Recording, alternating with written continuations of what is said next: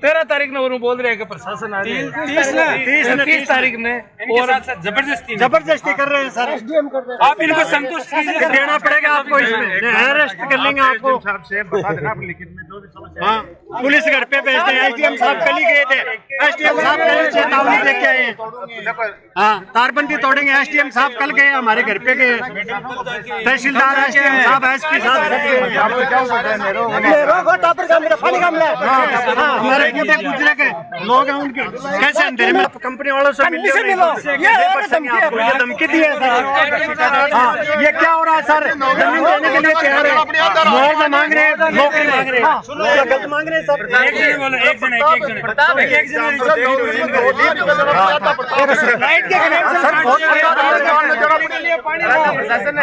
आपको धन्यवाद देना चाहूँगा पत्रकार साहब, न्यूज़ सारथी और आपकी टीम को, सभी को धन्यवाद।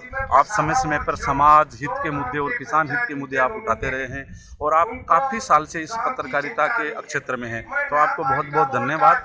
आप विकास और समाज से जुड़े हुए मुद्दे उठाते हैं। आज ये जो कंपनी के द्वारा पर्यावरण के बारे में लेके ये मीटिंग हो रही है कि पर्यावरण के बारे में हम यहाँ ये अच्छा करेंगे, लेकिन पर्यावरण के बारे में अगर कंपनी को करना चाहिए तो बहुत बड़े स्तर पे ये पेड़ पौधे लगाने चाहिए और ऐसे पेड़ पौधे लगाने चाहिए जिनसे कि छाया हो और ऑक्सीजन की पूर्ति हो। ऐसे पेड़ नहीं जिनसे मतलब कि ऑक्सीजन मिले नहीं, छाया मिले नहीं, यानी कि यूजलेस पेड़ ना हो। दूसरी बात यह है कि कंपनी कहती है कि हम यहाँ किसानों की भलाई के लिए काम करेंगे, तो किसानों की भलाई के लिए काम तो पिछली कंपनी ने भी नहीं किया है, लोगों को रोज़गार भी नहीं दिया है। तो रोज़गार की कंपनी को गारंटी देनी चाहिए और लिखित में देना चाहिए। जो लैंड लूजर है, जिसकी ज़मीन अगर जारी है, उसको लिखित में देना चाहिए कि जी हाँ, हम आपको लिखित में दे रहे हैं कि आपको नौकरी मिलेंगी। अभी यहाँ कुछ नहीं हो रहा है, केवल मुख ज़बानी बातें हो रही हैं। एडीएम साहब आए हुए हैं, कंपनी के जो प्रतिनिधि हैं वो भी आए हैं, लेकिन लिखित में कुछ भी नहीं हो रहा है, केवल मुख ज़बानी हो रहा है। एक दूसरा, जो ज़मीन का जो भाव है वो बहुत ही कम किया जा रहा है। कम से कम 40 और 50 एकड़ों से ये भाव होना चाहिए यहाँ की, अगर बेस कीमती और बहुमूल्य ज़मीन को देखते हुए। दूसरा, अगर किसान खुद मालिक है, अपनी ज़मीन का मालिक किसान खुद है और उसको यहाँ ये योजना गिना रहे हैं, उसको नौकर बनने की योजना गिना रहे हैं कि आपको हम ये देंगे, ये देंगे, ये सब बातें छलावा है और किसान को छलावे में नहीं आना चाहिए। जब तक आप आम किसान को अपनी ज़मीन नहीं बेचनी चाहिए, जब तक उसे कुछ लिखित में न मिल जाए और युवाओं के लिए कोई कमेटी नहीं बन जाए और किसानों के लिए कोई कमेटी नहीं बन जाए। जो भी फैसले लेगी वो किसान कमेटी लेगी और युवाओं की कमेटी लेगी। पत्रकार साहब क्या है कि जनता को पता नहीं है, किसान भोला है, ये भोला भोला किसान है, इसको नहीं पता है कि कंपनी आएगी, क्योंकि किसान को तो कंपनी के फायदे गिनाए जा रहे हैं, जबकि किसान को नुकसान क्या होंगे ये किसान को नहीं बताया जा रहा है। जहाँ कहीं भी इस प्रकार के बड़े प्रोजेक्ट आते हैं वहाँ पे बड़े स्तर पे प्रदूषण फैलता है। पत्थर के छोटे छोटे कण हवा में और वो किलोमीटरों तक वो पत्थर के जो कण है वो उड़ते हैं और बताते हैं कि सिलिकोसिस नाम की जो बीमारी है वो फेफड़ों में जाके, वो पत्थर जो शिष्य टाइप के होते हैं वो जाके फेफड़े में करते हैं और धीरे धीरे 5-7 साल में बाद में प्रभावित करते हैं। जैसे मैंने नागौर में देखा है, गांव वहाँ का क्रेशर जोन है, तो वहाँ एक गांव में 100 50 विधवा औरतें बैठी हैं, औरतें भी, और जवानी में औरतें मर रही हैं। चैनल के माध्यम से मैं सर आपको बताना चाहूँगा, जैसे श्री सीमेंट है, श्री सीमेंट चल रही है, स्थानीय किसान नाराज हैं, उन्हें कोई फ़ायदा नहीं है, वो मतलब कि राजी नहीं है उस प्रोजेक्ट से और उस प्लांट से लगने से। जब वो राजी नहीं है तो ये कैसे रहेंगे? फिर वहाँ देखो क्या गलत हुई, वहाँ 6000 गायें थी, अभी उनके पास 40 गाय भी नहीं है, उनकी चारे पानी की कोई व्यवस्था नहीं है। 6000 गायों को उन्होंने कहाँ छोड़ा, कहाँ मारा, ये श्री सीमेंट का फॉल्ट है। दूसरा, जो वो सुविधा क्षेत्र के नाम पे सुविधा करना चाह रहे थे, वहाँ अभी तक कोई सुविधा नहीं है। प्लांट बन गया है, लगभग बन गया, और वहाँ पे माइनिंग से पत्थर निकालने भी शुरू कर दिया, लेकिन सुविधा वहाँ उन्होंने नहीं की है। दूसरा, किसानों की जो ज़मीन गई उसमें बालाजी महाराज, हमारे आराध्य देव हनुमान जी महाराज, मैं भी हनुमान जी का भक्त हूँ, तो हनुमान जी महाराज के हर खेत गाँव में छोटे छोटे मंदिर थे, उन मंदिरों को मशीन से तोड़ा गया है, फोड़ा गया है, और हमारे आराध्य भगवान के जो प्रतीक प्रतीक चिन्ह थे बालाजी के, उनके साथ बेअदबी की गई है श्री सीमेंट के द्वारा। हम उनसे श्री सीमेंट वालों से हिसाब मांगेंगे। यानी कि हजारों खेतों में बालाजी महाराज के प्रतीक चिन्ह थे, तो उनको सम्मान के साथ वो उनका विसर्जन करते और सम्मान के साथ उनका सम्माहित दूसरे मंदिर में करते। उन लोगों ने ऐसा नहीं किया। 6000 गायों के साथ किया है। रोजगारों को वहाँ पे रोजगार नहीं मिला है, युवक वहाँ भटक रहे हैं और किसानों के आंसू सूख नहीं रहे हैं। किसानों की आंख में वहाँ आंसू हैं और सुद्दा के क्षेत्र पे उन्होंने अभी तक कुछ नहीं किया है और मिट्टी उड़ती है। जब आंधी आती है तो आसपास के लोगों का रहना वहाँ जीवन दुभर है। जब श्री सीमेंट ने अब तक अपना ये वादा नहीं निभाया तो ये अल्ट्राटेक वाले क्या निभाएंगे? ये इनका बड़े लोग और बड़ी फैक्ट्रियाँ इनके वादे होते हैं, बाकी इनके इरादे नेक नहीं होते हैं। यही मैं करते हैं। तो यहाँ नुकसान तो बहुत होगा। कंपनी इतना नहीं कर पाएगी कि हम प्रदूषण का ध्यान रखेंगे, पर्यावरण का ध्यान रखेंगे। ये तो निश्चित है कि किसानों को हानि होगी और स्वास्थ्य संबंधी हानि बहुत ज़्यादा होगी। इस प्रकार के प्रोजेक्ट जहाँ कहीं भी आते हैं वहाँ से नुकसान होता है। मैंने पूरे भारतवर्ष में देखा है। अभी ये कोई सिस्टम अगर ये अल्ट्राटेक लगाती है, इस प्रकार का कोई लगाती है जिससे कि प्रदूषण बिल्कुल होता ही नहीं है, धुआं बाहर नहीं होता है। जैसे इन फैक्ट्रियों से प्रभावित जो गांव है, बड़े गांव है, बसावा है, फिर यहाँ जैसे खिरोड़ गांव है, इधर ये परशुरामपुरा है और गोठड़ा है, झाझड़ है, ये गांव फैक्ट्रियों से प्रभावित रहेंगे। तो इनको ये करना चाहिए कि ग्रीन कॉरिडोर बनाया जाए, इनकी पानी की व्यवस्था हो और इनकी जो कनेक्टिविटी के जो रास्ते हैं आपस में एक गांव से दूसरे गांव में जाने के, वो इनके बाद दस्तूर जारी रहने चाहिए। क्योंकि अब इनकी ज़मीनें तो छीन ली, लेकिन रिश्तेदारी में तो आने जाने के लिए इनको जगह दी जाए तो शिक्षा का विकास हो। और यहाँ पानी की बहुत कमी है। पानी अभी बता रहे हैं कि बसावा में 2 कुएं हैं, वो एक भी बंद होने वाला है। तो सबसे पहले कंपनी को अपना काम शुरू करने से पहले गंदे पानी की निकासी का, गंदे पानी का ट्रीटमेंट प्लान, उसके बाद में पीने का पानी, पेयजल की समस्या, लोगों के स्वास्थ्य संबंधी समस्या और पूरा भाव और ये सब बातों पर ध्यान देना चाहिए। यही है, हमारी ज़मीन ही उड़ जाएगी जना हमारे में बचल हो के और कठूँ तो मैं जानवर रखांगा, डांडा रखांगा और क्यों एक गज का पैसा नहीं दे रही है जना के हिसाब से मैं टाइम पास करांगा। मैं तो रोड छाप होगा पास नहीं, हमारा चारों मेरे से रास्ता बंद हो जाएगा।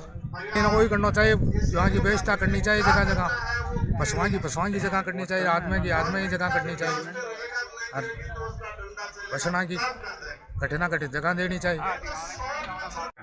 वह कभी भी सफल नहीं बने। हर परिवार का एक मेंबर को नौकरी दी जाए और जो जोड़ों की ज़मीन है उसके बदले वहीं पे जोड़ी की ज़मीन छोड़ी जाए उसी ग्राम पंचायत के पानी। और जो पेड़ पौधे की कटाई हो रही है, वायु प्रदूषण हो रहा है, उसके लिए भी कुछ समाधान किया जाए। 500 पेड़ कटेंगे, उसके लिए 1000 पेड़ लगाए जाए। और काश्तकारों के जल के लिए जो सुविधा करी जाए, के लिए भी कोई ना कोई प्रोसेस रखे हो जाए। वादा ये कर जाएं और वो वादों फैल करे जाए। बस क्षेत्र के खिरोड़ और बसावा में जो अल्ट्राटेक सीमेंट का प्लांट लगने जा रहा है, उसके लिए पर्यावरण प्रदूषण विभाग के द्वारा एनओसी के लिए सीमेंट के अधिकारी और जिला एडीएम साहब, एसडीएम और जिला प्रशासन के बहुत सारे अधिकारी लोग यहाँ पधारे और बहुत सारे किसान इस क्षेत्र के जो प्रभावित हैं वो भी सब यहाँ पधारे हैं और सब ने अपनी अपनी समस्याएं सीमेंट प्लांट के सामने और प्रशासन के सामने रखी हैं। उनको सुनते हुए सीमेंट फैक्ट्री ने और प्रशासन ने अवगत कराया है कि पॉल्यूशन इससे बढ़ेगा, लेकिन बहुत ही कंट्रोल में रख के कार्य किए जाएंगे और इस इलाके को पॉल्यूशन मुक्त भी बनाने की सरकार की जो योजनाएं हैं, जो नॉर्म्स हैं, उनका सबका पालना की जाएगी। और कुछ रेटों के बारे में भी, ज़मीनों के बारे में असमंजस्य की स्थिति बनी हुई थी। यहाँ के डेवलपमेंट के बारे में भी काफ़ी चर्चाएँ किसानों से और कंपनी के आमने सामने संवाद हुए और कंपनी के प्रतिनिधियों ने भी बहुत ही अच्छी तरीके से उनको डील करते हुए कि कंपनी क्या क्या करने जा रही है, किसान सहमत भी हुए हैं। कुछ वहाँ पर जब चारों तरफ इस इलाके में काफ़ी पोल्यूशन होगा तो ग्रीन जोन बेल्ट आप किस रूप से बनाएंगे, तो कंपनी के एक अधिकारी जो आरडी सर थे उन्होंने बताया कि टोटल जो यहाँ पर फैक्ट्री के लिए जो ज़मीन एक्वायर की जा रही है उसका 33% पे ग्रीन जोन बेल्ट बना करके इसको पोल्यूशन मुक्त करने का पूरा कार्य कंपनी के द्वारा, जिला प्रशासन के द्वारा, पंचायत के द्वारा किया जाएगा।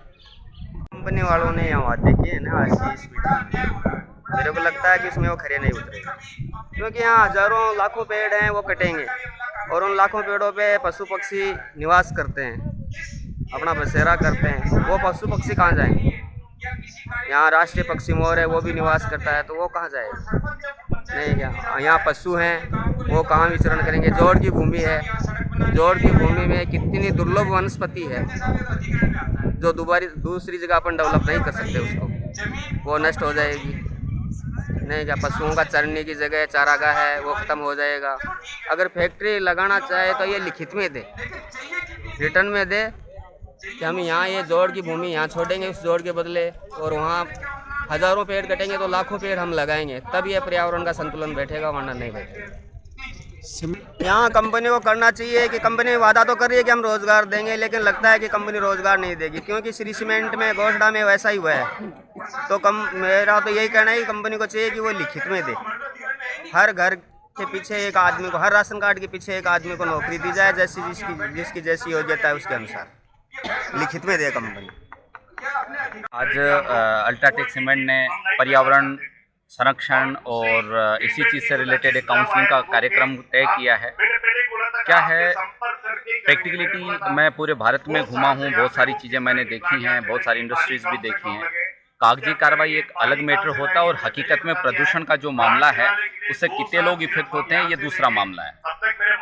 अब हम बात करते हैं कृषि जो कर रहे हैं, यहाँ के किसान परिवार हैं जिन लोगों की ज़मीनें जाएंगी, जिनको ज़मीनें जाएंगी, पहली बात तो उनका मुआवजा कम है, क्योंकि समय समय पे जब गवर्नमेंट अधिकारी हैं उन लोगों के भत्ते बढ़ते रहते हैं, तो किसानों का जो बेसिक मुआवजा राशि है उसके ऊपर दोबारा पुनर्विचार करना चाहिए सरकार को, और उसके अनुसार जो भी संबंधित कंपनी उसको भी दिशा निर्देश देना चाहिए।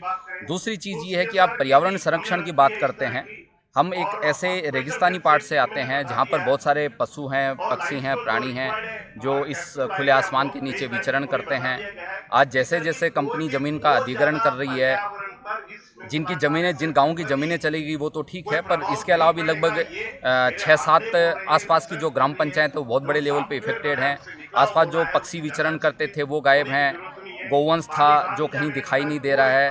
आखिर हम कौन से प्रकृति संरक्षण की बात कर रहे हैं? जिस जगह मनुष्य को कुछ ज़मीनों के अधिग्रहण के लिए बाहर किया जा रहा है, पशु पक्षी प्राणी वहाँ पे है नहीं।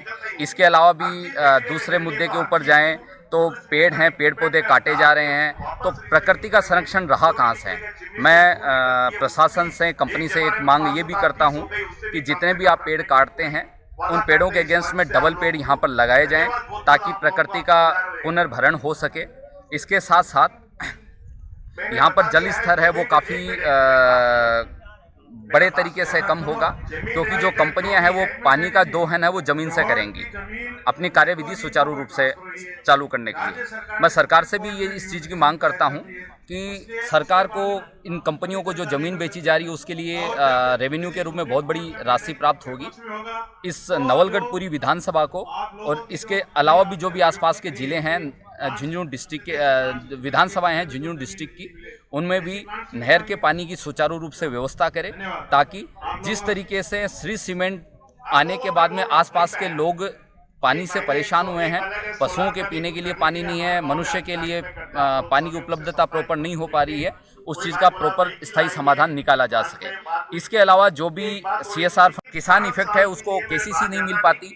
कल को कोई भी अगर वो सरकारी अनुदान चाहता उस ज़मीन के अगेंस्ट में, वो भी उसको नहीं मिल पाता। पोली हाउस का अगर कोई भी प्रोजेक्ट लगाना चाहता है उसके लिए भी वो सक्षम नहीं है।